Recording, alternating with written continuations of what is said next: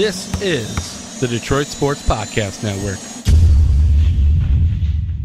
Hey, this is Brian Peña. I always join the Vito podcast, the best podcast in the United States. I was trying to get it how I live. I want them dead presidents. I want to pull up, head spin, get fly. I got 6 jobs. I don't get time. I don't get time.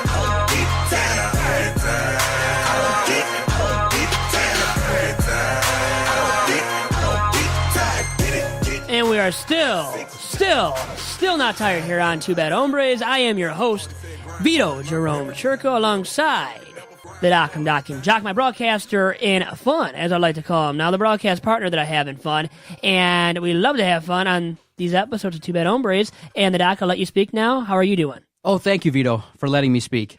Welcome to the weekend. Always enjoy our conversations. My goodness, did you survive Thanksgiving?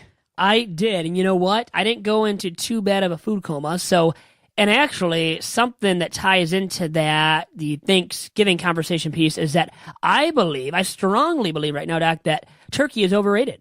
I don't know about you, but I believe it's overrated. And I heard Mike Valenti talking about this, but honestly, I'm not just stealing it from Valenti. You might think that now if you're listening to this episode, Doc, and to you guys out there, but I truly do not love turkey. I don't think it doesn't do much for me. That's just the truth. Yeah, it's one of those things where around Thanksgiving, it's the time to have it. But if it's prepared well, if it's fried, if it's seasoned... See, what kind of turkey do you have to have? Because pure white turkey isn't solid enough. It doesn't do anything. There's not enough taste there or spice there. It doesn't entice me. It's all about the marinade. It's all about the preparation. And the experts at cooking in my family really do a good job. So I'm not one to complain. No, it's not part of my regular diet, but... in the course of a year, Vito, you know what I'll do for you? I'll comp you a trip to Boston Market, and we'll go get some turkey. You'll comp me that's the best. I will allow you. I've been to Boston Market. Have you had the turkey with mashed potatoes and corn? It's good. It's decent, but not right? healthy. That's why it's good. Like, you know what? The dark turkey is good, but it's not healthy for you. Like, I could eat that easily on Thanksgiving Day. I choose not to because I try to conserve my lovely figure for the Olympics when I do end up competing in the Olympics one day. Well, after Thanksgiving, everybody gets up for what everybody calls Black Friday. Have you ever left Thanksgiving early to go to stand in line somewhere, maybe get a TV real cheap? Have you partaken in Black Friday? I have never done so and will never do so. Never? Don't believe in it. Don't want it. Won't do it. Don't care about it. Was there ever a toy that you saw that was being released or a video game like a Madden or something that came out that you just had to have and stood in line for? I know most people, if you were to poll them, would say, yeah, maybe an earlier edition of the iPhone, they might have waited at the Apple store. You definitely see videos like that every once in a while. But for me, the only thing that I got into way back in the day was Tickle Me Elmo. I didn't get in line. I didn't fight nobody for it. I didn't throw nobody down to get a Tickle Me Elmo. But the craze with it, so I have an older version, a retro per se version of Tickle Me Elmo at my house. Now that I've had my fill of it, my kids love it. My 2 daughters, one sleeps with a teddy bear, the other one sleeps with, I have 3 Sesame Street dolls, Cookie Monster, Big Bird, and the retro Tickle Me Elmo. So now the Tickle Me Elmo is a hand-me-down to one of your daughters, and that's pretty cool, huh? When that's the case, right? Exactly. And your daughter can kind of relive your memories, and you have great memories then of Tickle Me Elmo and tickling. I just Tickle got Me it Elmo? just to have it. You know, one of those things where it was super popular back in the day, similar to Cabbage Patch Kids, and it just got to be one of those things like fidget spinners was earlier in 2017. It just got to be a craze, and I don't get too much into crazes nowadays in terms of consumer type stuff, but with Tickle Me Elmo, I got into it. I got one, and it was cool at the time, and I had a feeling that it would be a nice toy, nice thing to have in a house, potentially if I were to have a family. So I picked one up, and it hung around the house, and when I had daughters, they now could take advantage of it, so it's kind of funny. But you never stood in line for anything like that? For an iPhone, for television, for tickets, something that would have been interesting to you? Nothing like that, huh? Well, now that you've given me the opportunity to answer, the Nintendo Wii. At one point, when I was a lot younger, whenever that came out, I was in grade school at St. Thecla Elementary School in Clinton Township, Michigan. Went with 2 buddies and their moms. It was all moms, my mom, 2 other moms, and their kids. And we went and stayed in line in Target, outside of Target, an early Sunday morning. And camped out, stayed out in line in the cold. It was frigid, so it came out like in November, this Nintendo Wii. And my mom was willing to put me out there to go through all that, and I give her a lot of credit. And I respect her even more to this day because she did that for me, too. Understood. Now, many people avoid Black Friday. They don't want to stand in the crowds. I'm sure you've gone to YouTube to check out some of the videos. Have you seen videos on YouTube of people trampling other people just to get those deals? It is I don't want to sad. get part of that, and that's why there's Cyber Monday, right? Exactly. The thing that I take part in, and if you watched the earlier video that we did on Tuesday on the network at Detroit Podcast on Twitter, we talked about something that is kind of interesting we'll get into real fast. But Cyber Monday, I did partake. I do enjoy online shopping a whole heck of a lot. And what I did this year was, we're adding to the studio, Vito. Guess what I bought? What did you buy? 2 more additional WWE belts coming to this office. It probably, at the time of this recording, when this comes out, I will have them in the studio. I might hang them up there under the banner, or I might just have them on the floor here, similar. You know why? I was about to say, just to lay on the ground? For what purpose? I mean, we already have one here. As a Spartan fan, the WWE Tag Team belt has 2 Spartans on the plate, so I can't wait. Maybe I'll just lay it here and wear it every time I record with you, knowing that you're recording with the podcast champ of Detroit. And the reason why I did it was amazing sales. I got 2 belts for the price that I got for that belt over here to my left. The old NWA WCW belt is here laying on the floor. I got 2 belts for the price. 75% off, free shipping. There was a promo code, so I saved over $100 by buying it on Cyber Monday. But the thing that makes me naughty is, didn't tell the wife yet. She doesn't know. Ooh, and that's why you asked me during that on-air check or air check we recorded via Periscope on Tuesday. With that, you should tell your wife. Yeah, right? with that, I'm more of the opinion, and I know it gets me in trouble sometimes. It's better to ask forgiveness than it is permission, because she wouldn't approve of it. Because I can tell you, it's the number that I spent. It's only 3 figures, but it starts with a 2. So I think that she might not be thrilled to know that I spent it. But the avenue of payment that I like via Cyber Monday, I love, absolutely love, and I got to find a way for them to endorse us. I love PayPal, because they give you a great deal. Here's what they do. Here's why PayPal is workable for me in terms of online. I can go to Toys R Us, put something on PayPal, no cash changes hands. I just type in my email, my phone number, boom. I got 6 months to pay it. If it's over like $90, I got 6 months to pay it, no interest. So PayPal is awesome in that. Here's another avenue of secret of my success. A lot of our supporters pay me via PayPal. So it's an online commerce that I got going on. Now, technically, I'm supposed to split it with Adam, but my share that comes in via the support, I take it sometimes. You can just pay the payment through the support that I get from the fans. And it's really great for me and the network and stuff like that, in that, now I'm not a big spender, Vito. I'm talking about, on average, I splurge twice a year. So you're looking at maybe spending $400 a year on myself, where people are buying $400 just for the system of a PS4. So I'm really frugal. You know, I wear the same like 3 collared shirts to the rotation here, 2 dark blues and 1, long sleeve gray. I'm not really into fashion. I don't spend a lot. I'm really frugal. So when the deal came out, I rewarded myself for the hard work in my with the share that I had from the podcast. But I didn't tell the wife. Is that bad? Am I in trouble? You are one bad hombre. Now, bad hombre. Really quick, do your clients ever comment that you look good? No. I mean, now, is that a sign? Does that mean something to you? Maybe is there a reason why they're not commenting on you looking good in those polos that you wear? I'm not a piece of meat, Vito. They come to me for my intellect. They come to me. There we go, because you are an intellect. And that's why I love the fact that I'm not being treated as a piece of meat. I'm looked at as an intellect. I'm looked at for my personality. Vito, the reason why 95% of the practice is full and people attend, not that many no-shows, is because I'm very personable and people can see beyond my looks, and they are able to dig deep and tell me deep, dark, private things that are personal to them, because I am non-judgmental, very friendly, and I'm an individual that really is a psychological expert. I am. So they can see beyond your good looks. They can see beyond the good looks. I know the good looks might scare some people off that come into here. I did partake this year in No Shave November. I can tell. Yep. I kind of did. Yep. I partaked, and by the time this comes out, it'll be December. I will have shaved. And for me, a guy like me, I can grow a beard in like 2 days. So I got to shave basically every single day. But the clients don't come here to talk to me about my appearance, no doubt about it. But am I going to get in trouble? Am I going to get in trouble for overspending on myself? Well, if your wife does indeed listen to this episode of Two Bad Hombres, I think she will be upset with you, and I don't blame her for being upset with you, because, well, the thing is, let me ask you this now, Doc. Okay, to follow up what you just told me about spending all that money on the WWE Championship belt without your wife knowing, let me ask you, ready? Do you let your wife just spend money on anything that she chooses to without letting you know of what it is that she does spend her money on?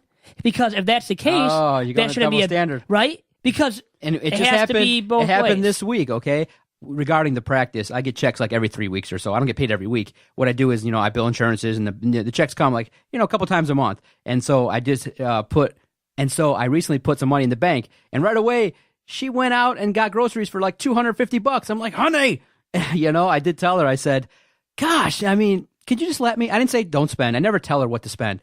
I just say, look, did you cut coupons? She said no. I said, did you kind of explore some options in terms of what you spent? No. I said, look, we got to kind of reset the boundaries here. And can you just at least tell me, what your budget plan is for the grocery bill? And she kind of gave me that dirty look. And that's the kind of relationship we have. That's about it. And that's how I am, in that my bark is worse than really I'm a nice guy. She'll just be like, no, and then she'll just go about her business. But yes, there is a double standard in that I want to be a little bit more controlling than I should be. And you did. Because you're the man of the household, and these men, they're just pigs and rude and dominant. But the question at hand was, do you think I'll get in trouble for this one? Do you think she'll catch on? Because it's all done via the online platform. I get no bill. Did it via PayPal. Via correct? PayPal, yes. No, I don't think she'll find out. She'll avoid the trouble. Until, though, she does make frequent trips to the office. Sometimes I don't bring a lunch, as you see today recording this podcast. I had to step out and get a quick snack. But she does step in, and then she will probably see it, because now they got 3 of them. I kind of want to display them. You think she'll notice that? She'll notice it for sure. Huh. Because, she'll then say, which every woman does when a guy spends money that she doesn't know about, she'll say, oh, you're always checking me regarding the groceries or this or that, or always making comments, but you're out here buying wrestling belts. And there's no real arguments for it, so we got to keep this on the hush-hush. If she comes and plays it, because there are times where I haphazardly just play the podcast, whether I'm painting at home or doing housework or hanging out. You've seen it, where I just play the podcast because why not hear your own voice? I enjoy it. Why you not? love your voice, and I love my voice. I'm not going to lie. So, have you ever done something like that, Vito? Secretive? Maybe not with money, but done something at the home of your parents that you weren't supposed to do, or gotten caught for trying to hide something that actually came to light? I'm trying to think right now on the spot. I really can't think of anything of that caliber, and probably because I'm just a great individual that never does any harm or wrongs anybody. You're living up to your reputation as a bit killer from this Tuesday. The bit killer, correct. I can't think of anything though right now, honestly. I really can't. Oh my gosh, you are so boring. I'm a good guy, is what it comes down to. And I know you spend lavishly on those WWE wrestling championship belts because you don't care about your family at home. That is so evident to me now. Okay, not really. But I don't think your wife will find out. I think you're in the clear, and more power to you because of that. And you know what? I believe this, Doc. I kind of said it during the air check earlier via Periscope this week, that, I think both the man and wife should spend, what he or she wants on and as much as he or she wants on what you choose to spend your money on. Because why limit the person unless they're spending come on, how much money are you spending in a given week on stuff that's related to your hobby, to your personal interests? If it is $1,000 or exceeds, if it does actually exceed that threshold of $1,000 per week that you spend on yourself, that might be a little bit too much. But also, what is your income at the end of the day, right? How much money are you making? How much money is coming in each week, right? That's also key in deciding whether or not, maybe I should refocus and reallocate my money to bigger and better things for my family and for my kids. And it also depends on, hey, do you have kids at home, right? If it's just you and your woman, you and your man, I don't think it's that big of a deal if you spend maybe a lot on yourself in a given week, Doc. And for both ends of the spectrum, for the man and the woman, in my opinion. I hope this turns out well, everybody. Cross your fingers and hope that Doc survives the splurge over Cyber Monday. But for me, I love online shopping. I do, because you're lazy, and we're all lazy, and it's much easier than going into a store Prime. Friday morning after Thanksgiving. Who wants to do that and wait in line? I know I don't. I've never done it, like I said too. Does your family have Amazon Prime? Nobody does it. Nobody's really electronically or technologically savvy with the finances and with buying items, even around Christmas time or around the holidays. Nobody does it that way. It's not that I've never hard. done it. I've never done it. I'm not opposed to it. I've just never done it. I'm not opposed to that. I would rather do that than go to a store. No, Vito. Amazon Prime. It's $100 a year, and the privilege is you get to buy stuff online and it ships in 2 days. That's beautiful. Everyone loves it, and you got to find ways. Is what people do is, there's 4 of you in that house. You each kick in $25 a year. You can sit at home and buy stuff and, kind of work it with your family. I've got some cheapies in the family. Not to call out names, but my brother specifically. I'm not going to call out anybody else, but my brother would not spend the money, even pitching in $25 a month, which is nothing. No, $25 a year. Oh, it's $100 a year. It's $100 a year total. Well, I would hope he would spend $25, but I don't even know that. I'm still going to say that he's a cheapie. Sorry to call out my brother, who's been a guest on Bad Hombres too, actually, in the past, on Tiger Talk with Chirco and Company. And, yeah, he can be cheap in that, It hurts my bank account because then he wants me to spend my money on him. Well, come on, dude. I do spend my money on him and try to help him out. Maybe he doesn't have as much money as I do. He's still in college at Detroit Mercy, as all of you should know by now. So I'm the giving type too. You know, I donate money to charity, to Make-A-Wish Michigan, through my charity softball game on an annual basis every single summer now. And, you know, I try to help out my brother. I try to help out my mom and dad if they need help with the finances. And I feel like I should be willing to chip in. And I do chip in because guess what? I'm living at their home for free. I'm a free tenant. When that's the case, I don't want to be a freeloader, right, completely. And I know I get that reputation maybe living at home with my parents, but I do chip in. And I'm more than willing to as well when they might have some trouble or my brother might have some trouble, Doc. All right, Vito, we definitely got to talk about a bad hombre who we have referenced in previous episodes. What Clay Travis was able to do to stir up this social media revolt regarding the potential hire of Ohio State defensive coordinator Greg Schiano at his beloved Tennessee program was fascinating. For those that don't know, Greg Schiano is kind of a controversial figure now in that it was alleged, it hasn't been proven, there really are no facts because it's a lot of hearsay. And you and I have been talking about hearsay regarding other topics around town as well. But there's hearsay that potentially Greg Schiano knew about and witnessed stuff that went down with Jerry Sandusky when Greg Schiano was at Penn State. And so he's been working as a defensive coordinator at Ohio State, and now there's an opening at Tennessee. And once the news kind of filtered out via the social media that Schiano was maybe signing a letter of intent or signing something that indicated he was going to be offered the job, Clay Travis kind of led this revolt regarding being absolutely stunned, angry, and upset, and highly unfavorable of Greg Schiano coming to Tennessee. And it built up, and they actually went to the administrators. They started a protest via social media, the negative PR.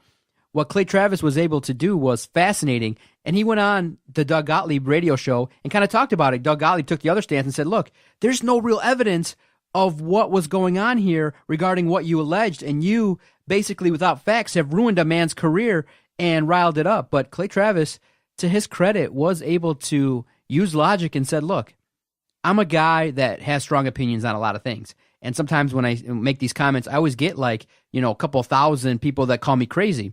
He's like, I tapped into it, but it was already there. He's like, I'm not that powerful to lead this revolt. Yes, I have this platform, but in order for this to go down, people actually had to agree with that notion. And so he said he downplayed his influence in it, but he said, look, Greg Schiano's not the best coach out there. He listed off 8 other people he would rather have coaching Tennessee than Schiano. He said, look, if he doesn't get this job, Greg Schiano at Tennessee, nobody's going to be knocking the door down for this man to be hired. And so it really was a fascinating look at, 1, the power of social media, 2, really the notion of suppressing information as serious as the Jerry Sandusky child abuse stuff that was going on at Penn State, and 3, facts. Because at this point in time, there has been, litigation, civil suits and stuff like that. But at the time of this recording, the facts indicate that Greg Schiano's not involved. And so this man got smeared via fans. And another aspect that's so fascinating that makes this interesting to talk about is the administration at Tennessee. You let this out. You were not able to make a hire. You let the fans influence you. You were not able to keep this hush-hush. And so everybody that's looked at it has called it a complete mess. 2 quick things in response to all of that talk about Greg Schiano and Tennessee almost hiring him, but didn't hire him.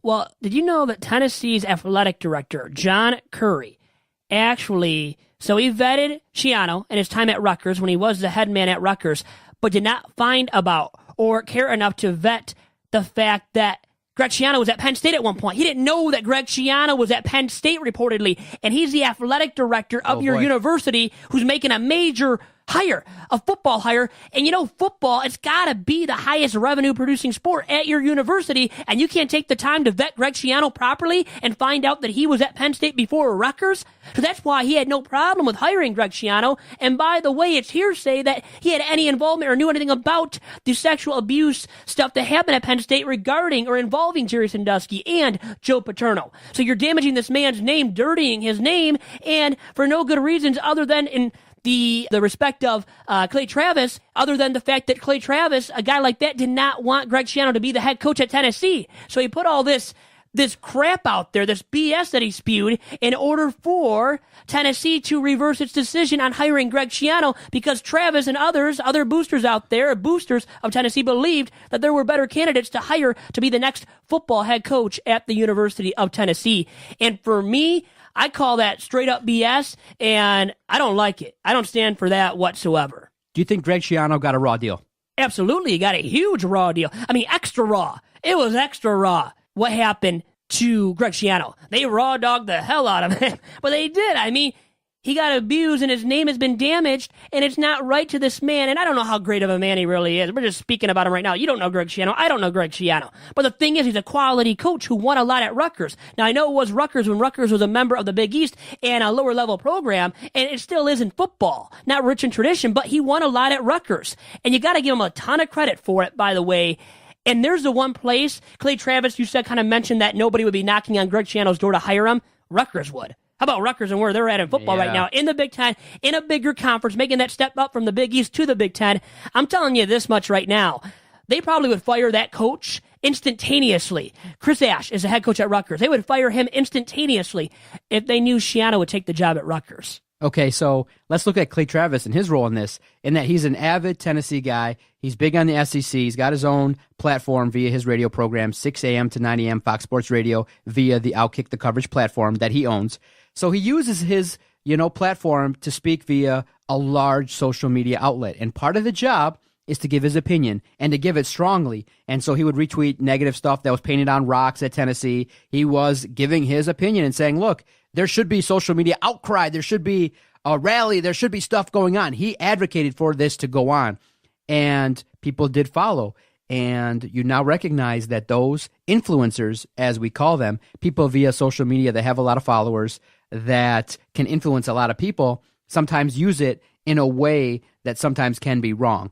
But in terms of what Clay Travis did, I mean, there would be probably one thing that might get me to rile it up to that degree. And I joked on our Twitter page at Detroit Podcast, we do some of that. We do rile it up, but kind of more via the sarcastic platform, kind of not, having calls to arms to protest or nothing like that. But if the Lions were to hire Romeo Crennel as the next head guy, I think I might pop my top, or in that vein. Okay, but I'm not going to call for people to rally. I'm going to be angry, put out a lot of entertaining stuff, be sarcastic, ask a lot of questions. That's kind of how I mobilize and get attention, okay, for the network and stuff like that. I highlight stuff that I see on Twitter, social media, funny stuff, both newspapers, TMZ, stuff that's entertaining that I think people would want to see, or stuff that I'd want to see on a page. But I do think Clay Travis in this situation might have yielded his stick a little bit too strong. And he has, in months past, talked about social media mobs and their influence, sometimes flying off the handle.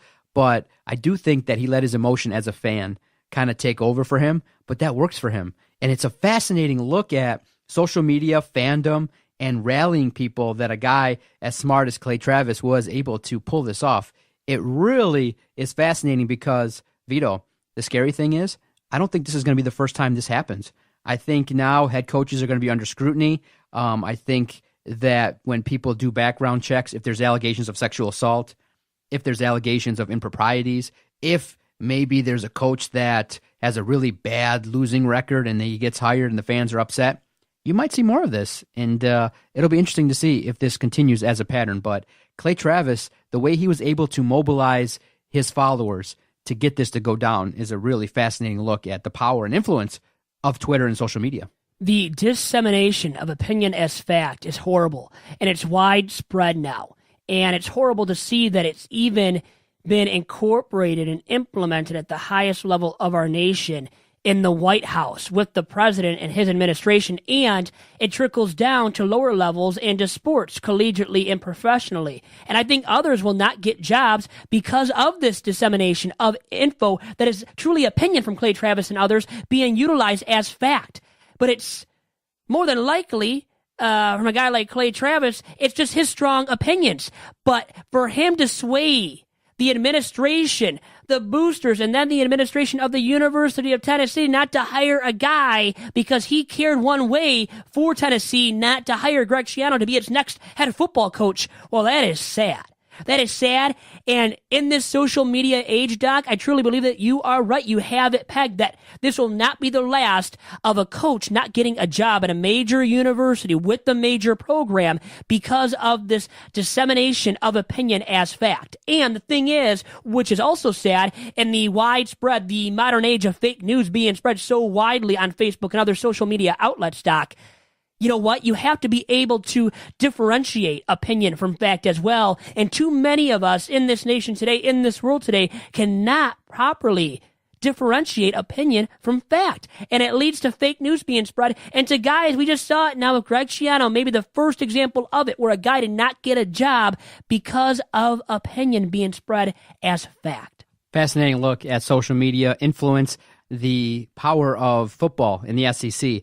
You don't mess around with the SEC. You don't mess around with Tennessee because they're desperate. They're rabid now with the lack of success since Fulmer left the program. They think they're on the level of a Michigan, Alabama, Ole Miss. They think they're on that level, but they're not. And they're getting hungry. They're starving for success. So it'll be fascinating to see what coach is willing to try and get a job like that with Clay Travis and his influence. Because in essence, if you look too, Clay Travis was a strong motivating force for Butch Jones to get fired. I mean, he was railing on him for the better part of this whole year, talking about, having his own kid make videos saying fire Butch Jones, hats, shirts. I mean, this dude took it to a level of really extreme fandom, but I just can't help but respect it because, we do it lightly, not to the degree of a Clay Travis. By the way, really quick, Clay Travis, his diatribe regarding the firing of Butch Jones and why he should have been, it was warranted.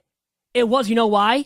Because he stunk. He wasn't a good head coach. Greg Schiano actually proved to be a good head coach at the collegiate level. Once again, a much smaller program in Rutgers, but he's a valued member of Ohio State's coaching staff now as well. So you not hiring this guy because of the opinion of one source, of one person that is a fanatic of Tennessee athletics, it is sad that the administration revoked its signing of Greg Schiano to be its next head coach, not moving forward with him to be their next head coach because of one man's opinion, who has a huge and widespread platform. But it's not warranted to use his platform and his opinion to not hire a head man who is reputable in many coaching circles, and we've been able to tell that because of other guys coming out and speaking highly of Greg Schiano as a coach, Doc. All right, Vito, let's go to break. We'll come back. We will definitely talk about some other news and notes, some major news regarding a two-time winning Super Bowl quarterback hitting the bench. We'll tell you who next. DetroitSportsPodcast.com. You're listening to Two Bad Hombres. And Doc, if you're looking for team apparel for your high school, your club, sports team, or corporation, then look no further than one of my great employers in Top Cat Sales, located in downtown Royal Oak, Michigan, on the east side of Main Street, between 11 and 12 Mile. Through founder and former University of Michigan quarterback John Wangler's leadership, Top Cat Sales has developed a tradition of selling and distributing custom Adidas team apparel with the very highest quality and very best service. So get your organization, your school, or club team all in with Adidas today by emailing sales@topcatteamsales.com. Once again, the email address for Top Cat Sales is sales@topcatteamsales.com. And always, always, always remember to follow Top Cat Sales on Twitter at Team Top Cat. Yeah, we coming now. Come on. Yeah. That's right. And back here on Two Bad Hombres, I am Vito Churko. That is the Doc from Doc and Jock, John Charles McElroon. And John, we have a topic to discuss. It became fresh news on Tuesday of this week regarding the benching of a legendary QB with the New York Football Giants in Eli Manning, their starting quarterback, who was like the Iron Man in the NFL with how many consecutive starts before this benching as well, and for the likes of a man who was with the Jets and stunk up the joint, and Geno Smith of all quarterbacks to replace him, Doc. You're telling me that the Giants don't have this hotshot young draft pick that they have waiting in the wings? They're replacing Eli Manning with Geno Smith. Are you serious? Man, I could understand why Mike Francesa is unbelievably pissed that the New York Giants are treating Eli Manning this way. It's kind of a travesty. But Vito, I can look at it from both sides, from both angles. Eli has struggled quite a bit with interceptions. The offense for the Giants hasn't scored 30 points, I don't think, once under McAdoo. Their offense is limited, and I can understand you needing to make a change, but the optics to replace a potential Hall of Famer, Eli Manning, 2-time Super Bowl winner, made some majestic throws that will always live in the lore of the Super Bowl in terms of beating, I think both times he defeated the New England Patriots. The New England Patriots have been widely regarded as one of the best teams in the NFL for a long period of time, beat them twice, ruined the undefeated season of the New England Patriots back in the day. You replace Eli Manning, that guy, you treat him like that. Did they do him dirty? Well, how about this fact right now from Pro Football Talk? The last time Eli Manning didn't start a regular season game for the Giants came on November 14th of 2004 when, guess who? Kurt Warner led them into a contest against a Cardinals team quarterbacked by Josh McCown. And that long run will come to an end tomorrow. This Sunday, Eli Manning being benched in favor of a man who has stunk up the joint whenever given the chance to start at QB in Geno Smith. A man who has started fights with his own teammates while with the Jets. This guy sucks. That's the thing, right? And now you're tanking. You are officially accepting that you're tanking. You're all in on that boat. And you know what? It's a lost year. They're 2-9, and that's the reason why they're benching Eli Manning. And it's always about, what have you done for me lately? What can you do for me now? Eli Manning, guess what? For quarterbacks in the NFL, you know this, Doc. It's about the win-loss record. And what is their win-loss record right now? I already noted it. It's 2-9. There are 11 games this season for the G-Men of New York. And that means Eli Manning is simply not cutting the mustard seed. So you move on, but you turn to Geno Smith, of all quarterbacks, as your alternative solution. It is sad when that's the case, and that's why this really stinks for Eli, all fans of Eli, and what he has done in a Giants uniform. As you said, winning 2 Super Bowl titles against the vaunted New England Patriots, 2 times when the Giants were huge, flat out huge underdogs, and they upset the Pats, won those Super Bowls, and will always remember Eli Manning for those great throws he made down the stretch, and really the great catches of David Tyree and Plaxico Burress. So his receivers bailing him out a little bit and making him look good, but still, this man to start so many games in a row and to be benched now for Geno Smith of all quarterbacks once again, it can be considered, I believe, a travesty, Doc. All right, Vito, let's play a clip here. Kurt Warner, Super Bowl MVP, a journeyman quarterback that kind of rose to fame in terms of his story. He kind of commented on Eli Manning bench, played with Eli Manning when he was with the New York Giants. I want to bring in Kurt Warner here because, Kurt, the last time someone other than Eli Manning started a game, it was November 2004, and you were that quarterback. We were just talking off the air. The first words you said were unbelievable. Why is this so unbelievable? Well, because this is so much bigger than Eli Manning. This is about an entire organization that has gone sideways. And if you've got one guy that represents what this organization has been about and the character and the success of this organization, it's that guy that's been under center in Eli Manning. And he's never done anything but show character and do things the right way. And, kudos to him for saying, hey, if you're just starting me for this streak, forget it. I want to compete. I want to play football. That's what I'm here for. That's what I'm all about. And to me, shame on the Giants. I mean, this is one of those things to me that you need to start Eli with the idea that we're going to try to win every game. And then if it gets sideways, then maybe you go to the young guys. But this isn't something where you go to Eli and say, hey, we're definitely going to play these other guys. This guy has earned the right to compete every game that he's there, in my opinion, because it's not just him. If it was just Eli Manning and he wasn't playing well and the rest of the team was there, I understand making a change. But this is so much bigger than that, to me it's amazing that it has come to this for a guy that's really been the model of that organization. And so that's the notion, is that it's not Eli Manning's fault. It looks from the optics of it that you're blaming Eli Manning. It's a whole organizational problem. This is a huge mess. And you got to remember, players talk.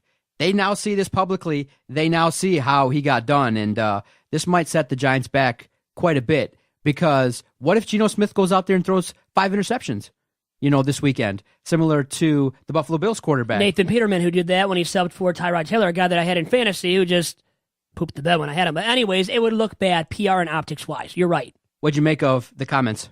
Very fair, very valid, because it screams now, Doc, of organizational failure. that they're accepting, the organization is accepting that organizational failure and defeat this season. And we know it's a lost year, but the problems are much bigger than Eli Manning himself, as Kurt Warner was speaking of, and he would know about what it takes to win at the NFL level. He definitely does, Kurt Warner. So you have to take him at his word. And I think it is just so glaring that the Giants are a team lost in dysfunction. They need a lot of talent, a roster overhaul. And you know what? Probably because Eli is 36 years old, not getting any younger, might get more injury prone, become injury prone moving forward. Hasn't been in his career, but you know what? One bad injury to him and he might be done for the rest of his career. May never play another down of football. But I think you should have let him start the rest of this season at least, because his numbers don't scream of struggles and of failure for himself as a Giants quarterback this season. 14 touchdowns, only 7 INTs that he has thrown. Now, I could see if his numbers were resemblant to 2013 when he had 18 touchdowns and 27 interceptions. I could see if that were his stats, if that was his stat line this season, Doc, I could see the reasoning being there for benching Eli Manning at this juncture in the season.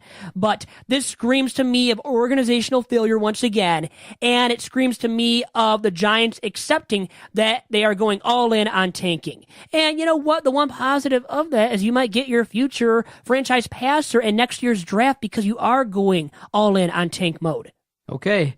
It does lead you to kind of pinpoint and look at, a question that I asked was, do you think Eli Manning is going to end up somewhere else? Do you think another team will look at his skill set and say, hey, let's bring him in and let's see if we can get something out of him similar to his brother? Peyton Manning went to the Denver Broncos, wins his ring, and rides off into the sunset. And it led me to obviously ask the question on our Twitter page at Detroit Podcast, do you think that Eli goes somewhere else and wins another playoff game before Stafford wins his first? I'm going to say no, because I really think that Eli Manning operating as a upper echelon franchise passer is behind him. Those days are behind him. Maybe not long behind him, but they are behind him.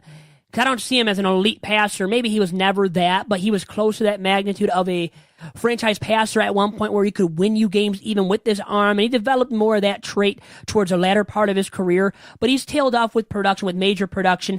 But still, the problems offensively and as a team, as an organization for the Giants are bigger than Eli Manning himself, and I think it might start, or you can say it trickles down to the head coach. And he's going to lose his job at the end of the season, no doubt, in my opinion. And that man is Ben McAdoo, a guy that is just not fit to be the head coach of the Giants franchise, but maybe any NFL franchise out there. And I think he's proven it more and more by the day, blaming his players, calling them on the carpet. And it's a bad look. Once again, PR-wise, you see Eli Manning being benched in favor of that guy, Geno Smith, a guy not worthy of being a starting quarterback in this league at this juncture. Colin Kaepernick, by the way, is a guy that should be starting ahead of Geno Smith. So there's many glaring issues, and Ben McAdoo blaming players or calling out players too, and he's done that throughout this season at times. Well, it speaks volumes about where this organization is, and it's bad optics. You're going to be hard-pressed right now to get players to come to New York to play for the Giants unless you overpay them, in my opinion.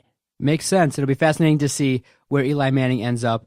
But, Vito, you remember, like we did with the air check this past week on Tuesday, sports is a brutal business. It's always what's next, and in the end, it's about winning. And in the podcast game, it's about listeners and money. And so far, so good in your 2 years. You've done a good job, and I know that you're the highest paid podcaster on the network and in town. And so, do you like the hashtag Media Prince that I came up with over this past weekend? I was cute, and I think I'm cute. Hashtag I'm deserving Media of that Prince? title. A little bit corny, but I'll take it and ride with it, Doc. If a younger version of you or a cheaper version of you showed up and they brought in more money, so you got to remember that your seat there is not guaranteed. You got to produce. And like in life, nothing is guaranteed. You've had this seat now for 2 years. I'm pretty happy with you. You passed your air check via Periscope, so it was very good. You passed the audition, but you got to remember, if there's another talented individual out there that wants the gig and that can produce more than you and cheaper, I might consider it. So me making pennies is too much, is what you're saying? Exactly. So you might get a guy coming in here that wants to make quarters. Exactly. Hey, watch out. But if they bring bills and flash the dollars here to me, we might consider it. Hey, you know what? I could just move on at any point in time. I might just get out of here right now. 2 years and done. 2 years for me now. It'll be 2.5. Wow. I started in mid-2015 with Tigers Talk. Wow. Solely Tigers Talk, and we've developed this podcast, Bad Hombres, since. What episode are we on? 47, I believe. 47, 48, I think. 47, I believe. Yeah, so we're almost Wow. to 50. How about the Big Wow. 5-0 coming up? And we've done it pretty much straight. we haven't missed through. a week of this. I don't think we Wow. missed a week of Too Bad Wow. Hombres. Almost or a a year. Tiger Saga. We missed a week? It's been a One or minute. two. A couple, I think, because of the offseason. And it becomes dull and whatnot. And I wanted to get into something really, really quick here, if you allow me to. It's about fantasy football in my league. I brought up a topic to you before this recording, and Hit me up real fast. it's regarding a fantasy football owner in my league. He's been a part of the league now in his second year on the job as a fantasy football owner in my league that I'm in with Nick Schmiegel and my brother too. And he did not set his lineup once this year. And the bigger, more glaring issue with this owner is the fact that his team stinks. I mean, he has pooped the bed numerous times, and his record tells you he's 0-13. Okay, Vito. Winless, a winless team, Doc. Easy Should he fix. be out of the league? No, easy fix, okay? Because it wasn't established early on. Everything that happens in a league must take place in the meetings, as we say, the off-season meetings, the stuff that you talk about before the draft, okay? But this is what you'll introduce. This is the fix, okay? This is what you need to introduce at next year's meeting regarding the league, a possible rule change, okay? Because this will prevent it, and it'll be fun, too. Most leagues do something where the last place team, the worst team in the league, has to do something embarrassing, like wear a dress at a bar, wear a sign or an outfit with an opposing team that they don't like or despise, or they got to dress as the opposite sex, or some people got to get tattoos, or they do something so outrageous or outlandish that it prevents them from doing what this team did, which is give up and don't care. When there's no incentive, then people do this. But when you make it where the losing place team has to dress up as a woman and, buy people drinks or buy the other team one round of drinks at a bar, you're going to have a league full of people trying. So you have to implement, if you have a league like this where people slack, you have to implement a punishment for finishing in last place. Mark my words, you got to do this. You don't kick the guy out. You address it at next year's meeting like, look, you didn't really step it up, but now we've implemented a last place rule where if you finish last place, you got to do X. And in so many words, you incentivize setting your lineup every single week and winning, going out there to try to win. And the thing is, there's no advantageous aspect to tanking in our league because the draft order is determined by, it's a lottery out of the hat. We pick teams out of a hat for the order outside of the champion, the team that wins it all, Doc. It's a 10-team league, by the way, run through ESPN, and the winner will pick 10th. Okay? But it's a snake order, and everything else, all the other teams in the league, it's random, totally random. Their names picked out of a hat for the order in which they draft. So there's no advantageous aspect, once again, to tanking. So this guy has no advantage in doing what he has been, which is losing every single week, and then being uncompetitive, which has cost somebody a playoff spot, maybe yours truly, which I'm not happy about, and my brother isn't either because he might miss out. And the thing is, we kind of have a must-win game this week, by the way. Tomorrow, it's Dom and I going at it in the final week of the regular season in our fantasy football league. I need a win. I can get in via a tiebreaker with the total points, but it's going to be a very close call. Dominic has to for sure win to get in. Now, are you confident enough, without knowing the players on my team, to predict that I am going to win this week? No, Vito, from what you've told me, from what Dom told me, from what Nick Schmiegel told me about how you perform in fantasy, thumbs down. I don't have no confidence in you at all in terms of fantasy football. Please. But You in gotta other show me. aspects of life, I hope you have some confidence Vito, in me, Doc. Listen, Vito, you've recorded probably 150 podcasts at this network. You know your spot is secure. I'm proud of the work that you do, and you should always look at it like, if I stop harassing you, if I stop commenting on the shit that you do, then you probably look at it that way and go, oh, if the DOC stops prodding or pushing you to do better and do more and, pushing you to meet your potential, then you worry. Okay? So that's all you got to worry about is that I don't have nobody sitting in that chair that I don't want in that chair. No doubt about it, okay? I believe you. I do believe you. And you know what? I haven't done lately is call you the Podfather, right? I don't think I had. Didn't you want to be called the Podfather? Was that true? Little or was bit that behind, for me? I think that was for you, right? A little bit behind the curtain. I had to ask to be called your broadcast partner because what Vito would tend to do was, I think it was catchy, but everybody remembers it. My right?